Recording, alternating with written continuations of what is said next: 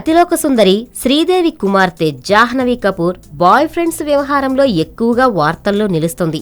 ఇటీవలే bye friends ను పక్కన పెట్టమంటూ శ్రీదేవి ఆంక్షలు విధించిన నేపథ్యంలో కూతురిపై శ్రీదేవి మళ్లీ మండిపడింది. ఇప్పటికే 19 ఏళ్ల జాహ్నవి పార్టీలు పబ్బులలో బాయ్ ఫ్రెండ్స్ తో కలిసి లిప్ లాక్, కౌగిలింతలతో కూడిన ఫోటోలు సోషల్ మీడియాలో వైరల్ అవుతున్నాయి.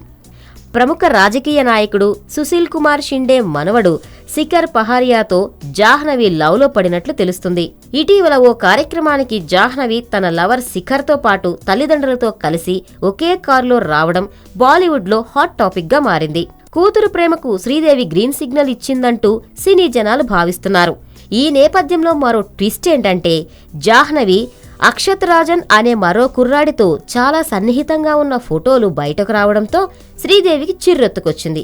అక్షత్ తన ఇన్స్టాగ్రామ్ పేజీలో జాహ్నవిని ముద్దెట్టుకున్న ఫోటోలను పోస్ట్ చేశాడు. దీంతో జాహ్నవి డేటింగ్ చేస్తుంది శిఖర్తోనా లేక అక్షత్తోనా అని బీటౌన్లో హాట్ టాపిక్ అయింది.